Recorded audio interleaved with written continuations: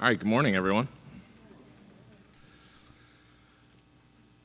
This year on Labor Day at my house, things have been quite a bit different. Actually, over the past couple of years, my wife and I have 3 kids together, but for some reason we thought that wasn't enough, and so we just started importing teenagers. Last year, we added Nicole, who liked us enough to come back and attend high school her senior year here. And this year we have Aitana, who's an exchange student from Spain. And both of them have really been a blessing, honestly, at the end of the day. I mean, you wonder how you're going to take care of the extra people, but we've reaped the benefit from having them around and having our kids be able to experience other cultures and other people. And this year on Labor Day, we had that nice long weekend, and my wife was like, hey, why don't we go ahead and take a trip to Cape Lookout? I'm from Ohio. I have no idea what Cape Lookout is. So I was like, yeah, sure. Let's go do that. And as we went out there for Labor Day weekend, what she neglected to mention to me is that we'd have to take a ferry over to the Cape, and they would just leave us there on a remote island. And if you're anything like me, my first thought as they're dropping us off was like, are they coming back? Like, how do we get back from here? I was immediately anxious. And we went on the Cape and we saw this lighthouse, which we didn't get to walk in. I was kind of upset about that because when we were in Florida together, we visited a lighthouse that you get to walk all the way to the top in. And if you've never been in a lighthouse, it's absolutely terrifying because the stairs are just connected to the wall and they go around the outside and there's this big empty space in the middle. But what we did get to see is this little miniature museum that talked about lighthouses and the people that kept them. And I'd never realized how much I never thought about the lighthouse keepers. The life of a lighthouse keeper was dominated by their duty and solitude. They'd rise in the morning early, tend the lantern, go about their daily duties, tracking the weather, monitoring for fog, and making sure just generally the lighthouse was in good upkeep and not in a state of disrepair. The loneliness that must have accompanied this life is astonishing to me, because if they were lucky, they had one other person to do it with them, but more often than not, it was a single man in a lighthouse alone for a long period of time. And thinking about that gets me thinking about Paul and his missionary partners.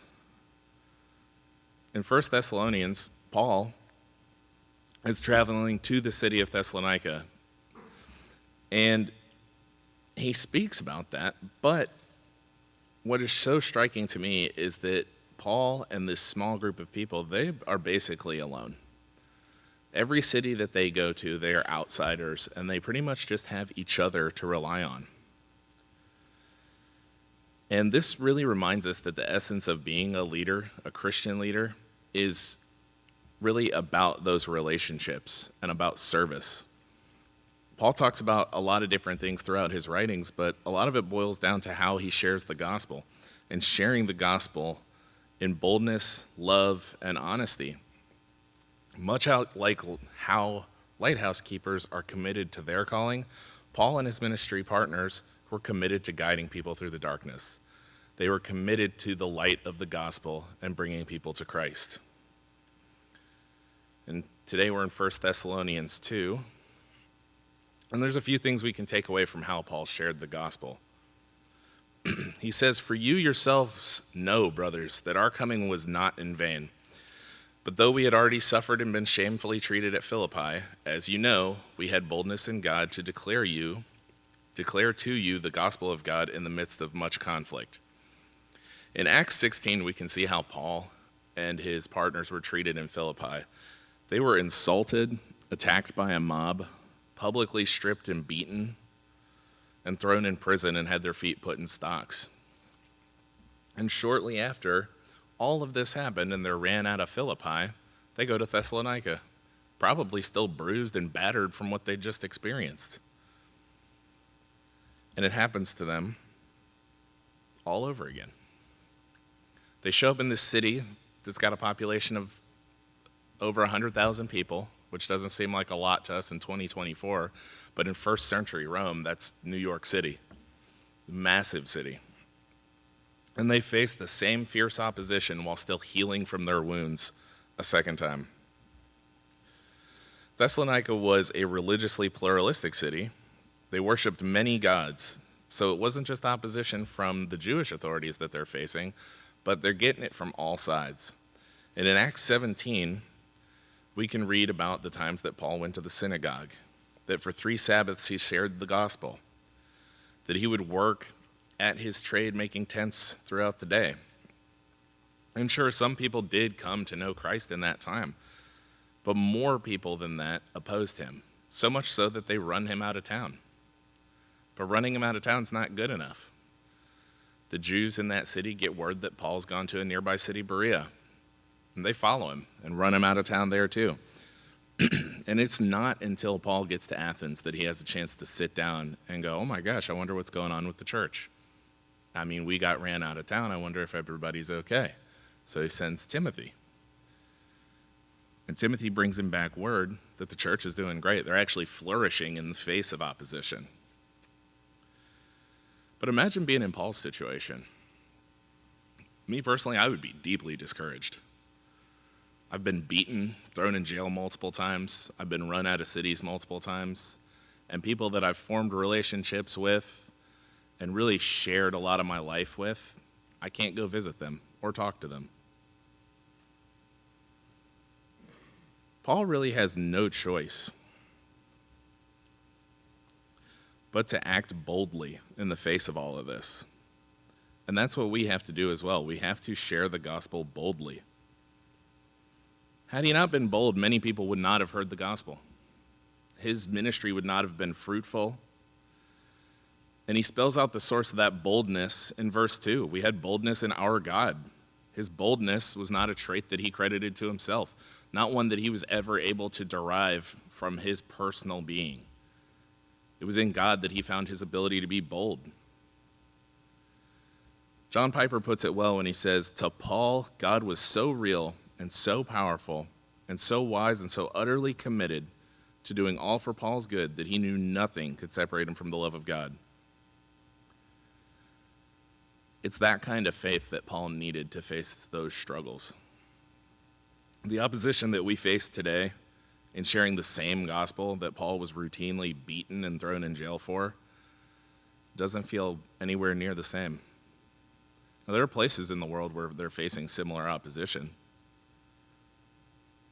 But Paul was a Roman citizen. He shouldn't have been dealing with that. Every time that he was thrown in prison or beaten or spat on or had riots organized against him, they were violating his rights as a Roman citizen. And yet, they were so opposed to his message that they were still doing it. But Paul understood the urgency of the message he was delivering, an urgency that sometimes we lose sight of today. We're not quite as bold as Paul and his ministry partners because it doesn't feel quite as urgent. I can walk up to anyone on the street and tell them the gospel, and nothing's going to happen to me. I'm not going to be thrown in jail for telling them about Jesus. But they might not want to hear what I have to say. Confrontation is inconvenient, intimidating. We just don't want to upset anyone or have a tough conversation. I know for me, that's one of the biggest problems, I get nervous talking to new people. But more than that, I've heard many people simply say that they don't know if they'll have the right answers if they start being questioned. In a sense, it feels like we've gotten comfortable. We're comfortable being around like-minded people. We're comfortable being around people that have already heard the gospel. And it's easier to do that than to venture out and speak to people who have different beliefs than us or no belief at all. In all my time at school, I really thought that doing this the right way was going to boil down to like a list of verses that I need to memorize and to have every answer for every question that God asked, or otherwise I wouldn't be able to do it right. So you can imagine my surprise when they're talking to me about evangelism and they boiled it down to a couple of really simple things. Work on your testimony. How did you end up accepting Christ? What is the truth of the gospel? How has accepting Christ changed you for the better? And asking people if they would like to hear that message, if they would like to make the same commitment. This is a well-known, well-renowned university, and it boils down to that much. I can't believe I paid them money for that. At the end of the day, to be more bold, we have to get free of the need to have human acceptance and praise. We have to get free of the idea that somebody looking at our message and not wanting to hear it is going to be the end of the world for us. Because more often than not, they're not necessarily going to accept the gospel the first time you come up and tell them. There is an urgency that exists now, just as it existed then. Romans 1:16 tells us that the gospel is the power of God for salvation. We have the power of God for salvation sitting right there. Why would we not want to share that with other people? Paul's example shows us that boldness is necessary for a fruitful ministry. But boldness is not being pushy or abrasive. Ephesians 4:15 tells us to speak the truth in love. Boldness is rooted in love and respect for others. It's about giving them the opportunity to hear the gospel in a non-judgmental way. We can only open the door. We cannot force them to walk through it. Or one of my personal favorite sayings, you can lead a horse to water, but you can't make them drink it. We can tell people the gospel all day long, and they may never accept it. It's not something for us to choose. It's God that's changing hearts, not me. As I said, one major barrier that we encounter is fear. And I'm not above that at all. I've been afraid to talk to new people, afraid to share the gospel, afraid of judgment time and time again. But again, we have to remember that the message we're carrying belongs to God. So when somebody rejects it, they're not rejecting me. Our role is simply to share. Paul references this in a later letter to the Corinthians when he says, it's God who gives the growth. Jesus warns the 12 of this in a parable of the sower, where he describes all the people that are going to receive the word in the various ways that they're inevitably not going to accept it. If we let the fear of rejection dictate our actions, we're going to miss the opportunity to participate in God's work. At the end of the day, our boldness has to be rooted in faith, in not leaning on ourselves and our own ability, but in leaning on God and having faith that he's going to change people's hearts.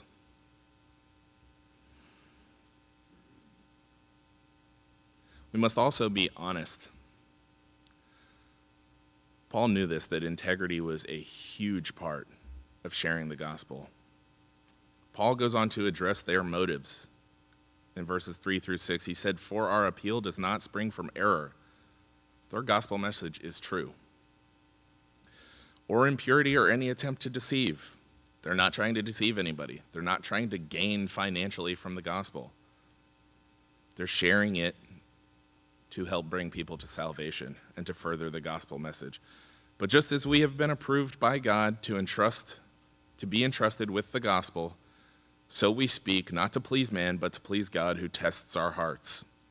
They understood what we recite at the end of service every Sunday, that the Great Commission is a command, not a suggestion. That God is tasking us with making disciples of others. We're not doing this to please you. We're doing it because God commanded us to do it. For we never came with words of flattery, as you know, nor with a pretext for greed. God is witness. Nor did we seek glory from people, whether from you or from others, though we could have made demands as apostles of Christ. Just as the church should have known, Paul's saying God also knows. He's appealing to the witness of God because he knows the type of integrity they've had while they were there.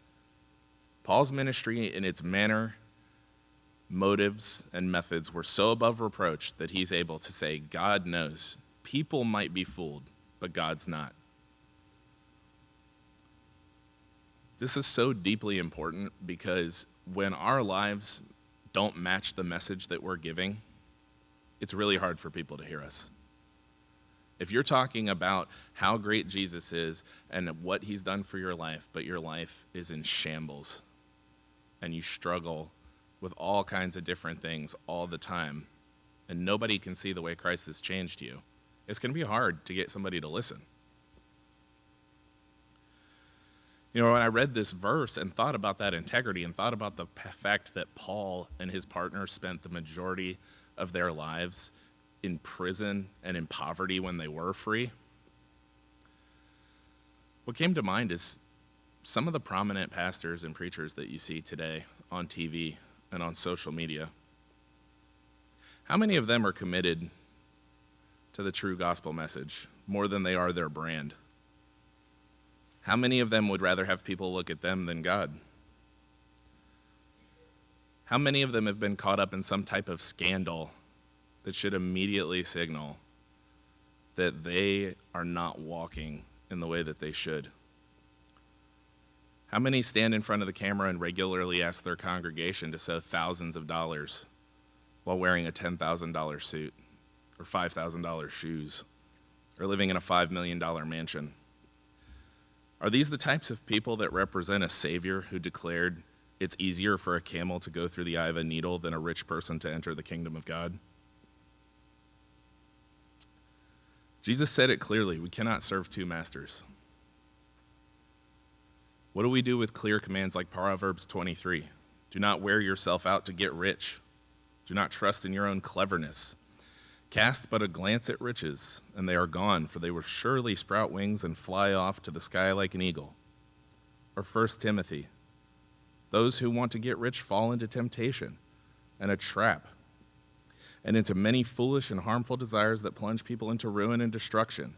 For the love of money is the root of all kinds of evil. Some people eager for money have wandered from the faith and pierced themselves with many griefs.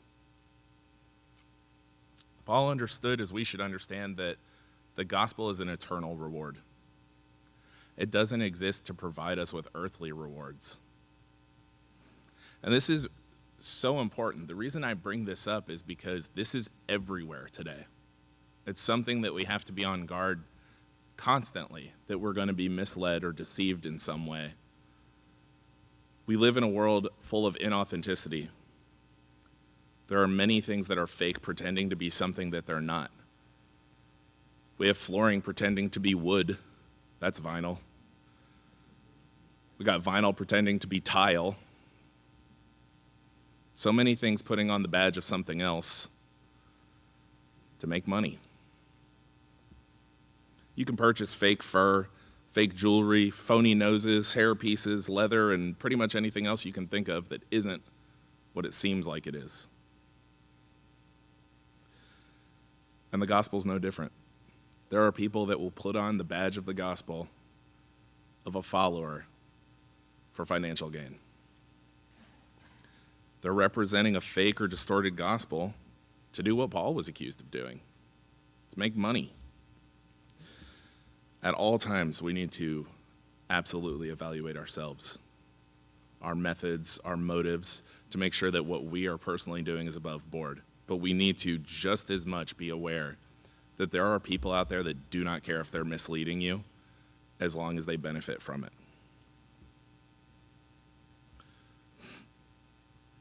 Finally, we must share the gospel in love. Love is a key ingredient in everything we do as Christians. And Jesus valued it highly enough to put it as the second most important commandment.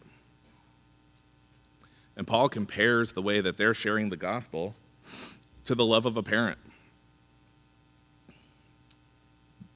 The love of a loving parent is unique in its selflessness. Loving parents give to their children relentlessly and receive nothing in return. Paul highlights the qualities of each parent differently. He writes, "We were gentle among you like a nursing mother taking care of her own children. So being affectionately desirous of you, we were ready to share with you not only the gospel of God, but also our very own selves, because you had become very dear to us." Now, I am obviously not a nursing mother, but I have seen it. And I can tell you that I've never seen anything like it. Nursing mothers are giving the nutrients from their very own body to their kids to support them and keep them alive. I saw how much it absolutely wiped out my wife when she was nursing, how tired she was all the time. It literally looked like somebody was taking the life away from her. So to compare the way that you're sharing the gospel with people to that signals a certain amount of commitment. Paul was eager to give every piece of himself to his converts. This is the attitude that a preacher of the gospel, which proclaims that Christ emptied himself and took the form of a servant for the enrichment of others, should have. We can further see the affection of Paul for the church in the term affectionately desirous. That word in Greek is homeromai, to have a kindly feeling or to long for someone. The word Paul uses is so rare in that instance that I could not find it anywhere else in the Bible. It's a word that they would put on the gravestones of children whose parents had lost them to signal how the parent felt about that child, to describe a yearning for a child that was lost. That's the depth of the affection that they had for the church. And the reason I bring this up is because far too often, even when we are willing to say, hey, Christ died for us, for our salvation,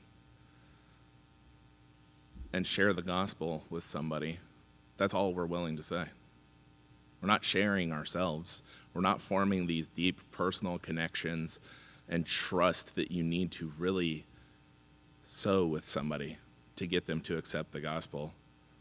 The trust that you need to be able to correct somebody who has accepted the gospel but is, what's the word we use, backslid? We need that trust. We need those relationships. In 1 John 4, it says, "Beloved, let us love one another, for love is from God, and whoever loves has been born of God and knows God. Anyone who does not love does not know God, because God is love. In this, the love of God was made manifest among us, that God sent his only Son into the world so that we might live through him." Because Paul loved the church, he sought to share that love with people. He goes on to talk about how their conduct was also that of a concerned father. In verse 9, he speaks of the work that they did. And I mentioned this again, where it could easily fall into the integrity of their ministry, because those who had accused Paul were talking about his integrity. But the reason why he did this work was out of love. He says, "Remember our labor and toil. Remember how we worked night and day, that we might not be a burden to any of you while we proclaim to you the gospel of God." Paul would do this throughout his ministry, work as a tent maker while preaching the gospel, even though the teachings of God and Paul himself would often say, as a minister of the gospel, you're entitled to compensation. But Paul chooses to forfeit that compensation, not only to preserve his integrity, but out of love for new churches. It gave new churches the opportunity to establish themselves. He cared for them, so he wanted them to be successful, to not have to worry about financial burdens, especially in the face of such opposition. In verse 10, Paul says, "You are a witness, and God also, how holy and righteous and blameless was our conduct towards you believers." Paul reminds the church that the way that they walked was righteous and blameless. He appeals again to God's witness, that even though some people may convince you that you're being fooled, God knows that we did not take advantage of you. He's always conscious of the truth of something that he mentions in Hebrews when he says, those who assume positions of leadership have a great responsibility, and they'll be held to account. And with that in mind, he refers to their conduct as holy and righteous and blameless. He understands that as a leader, as somebody who steps into a leadership position, you're going to be judged on that. It's not something you get to put on a special hat and wear and say, hey, I'm a leader. You're going to be accountable to every person under your charge.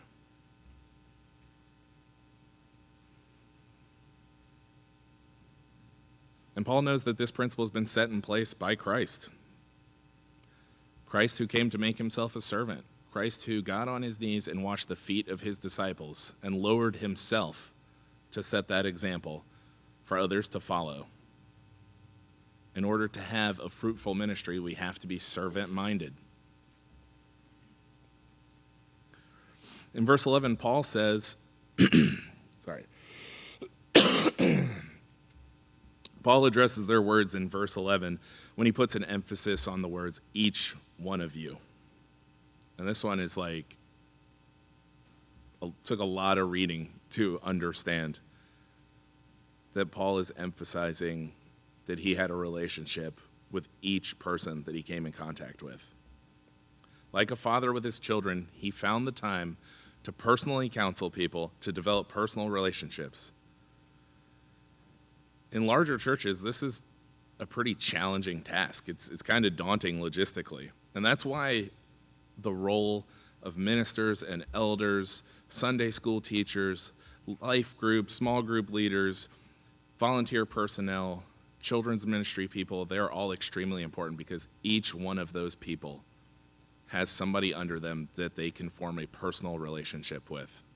If it was just up to one single person, it'd be hard to have that relationship with everybody. And it's also how we can have a relationship with each other.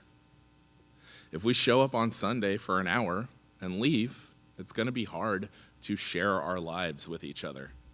And the more trust and the deeper our relationship with each other, the better we'll be for it. It affords us the opportunity to not only encourage one another and build one another up, as Paul says, but to comfort, correct, console, and counsel each other in ways that only a trusted confidant is capable of. Paul finally gets to the reason for all of this in verse 12. The nature of their ministry, he wanted to charge them with walking in a manner worthy of God. How often do people witness, exhort, and minister for the wrong reasons? Their reputation, their ego, to grow the church because we need more numbers, rather than for God's glory and the spiritual blessing of others. His aim is expressed in the words, that you may walk in a manner worthy of God. This should remind us, all of us, our responsibility as a church to have biblical goals and objectives. But that what we do should be designed to accomplish these goals. That we're not just here to participate in religious gatherings. We're not just here to participate in traditions and things we've done for hundreds of years to check a box. We're here to conduct ourselves and walk in a way that honors God.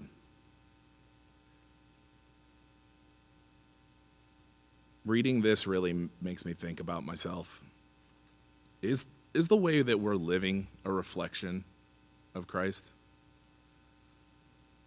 How do we treat people who don't agree with us politically? Does that Facebook post show the love of God? How would I treat someone who's gay, or who had an abortion, or who had a different faith than me? Would my actions reflect Christ? Would it make those same people want to know more about Jesus Or would it cause the opposite? Would the way that I show love make them think that I hate them? Who calls you into his kingdom and glory? Who calls you, not has called you. This work is continuous. It's as relevant today as it was in the first century. God had called them to salvation to be the first fruits, saved through sanctification by the Spirit and belief in the truth. And he's still calling people in 2024. He's still calling us to obedience and holiness for the glory of his kingdom.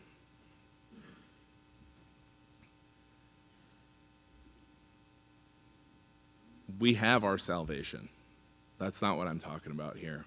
But the fruit of that salvation is all of these things.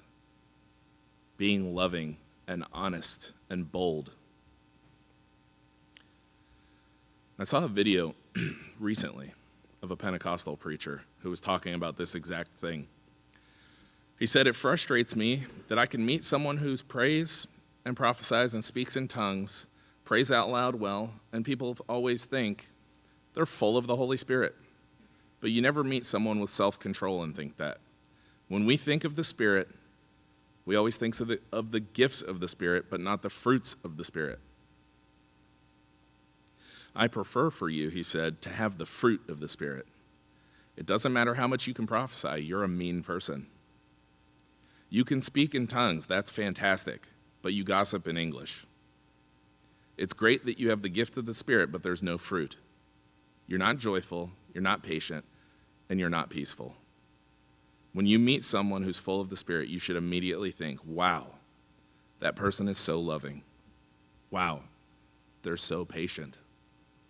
How are you doing that?" That's the fruit of the Spirit. It is our opportunity when people come in contact with us, and people do outside of the church. For those people, each and every one of us is a representation of Christ. For people who are unchurched or have no faith, we represent Christ. And if we don't act in this way, they're never going to step foot inside these doors.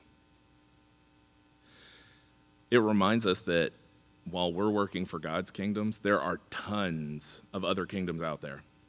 Tons of other things that are vying for people's allegiance. And if God is not filling that slot, something else will. Everybody is worshiping something. They might not be aware of it, but they are. It's our duty to lead by example, boldly, honestly, and lovingly, so those who hear the gospel are directed to a God who has poured out his grace on us and sent his Son for our salvation. When we see this and we know this to be true, how do we not share the gospel with people in this way? And in a minute, the band is going to come up and sing a song. But as we reflect on the message of hope and transformation that is the gospel, I want to think about the lighthouse again. And think about the gospel as our lighthouse. The gospel stands as a beacon in this world to lead us through the storms and darkness that exists in life. And just as a lighthouse guides ships to safety, the gospel offers us direction and hope and a way home where we truly belong. If you're someone who's never made the decision for Christ, I invite you to follow that light. Take a step in faith today. Know that Jesus loves you and desires a relationship with you. Use that light to guide your life. Let it guide your path, and know that he's offering forgiveness to heal your past and the strength to navigate your future. If you feel led to accept Jesus today, I invite you to join me up front.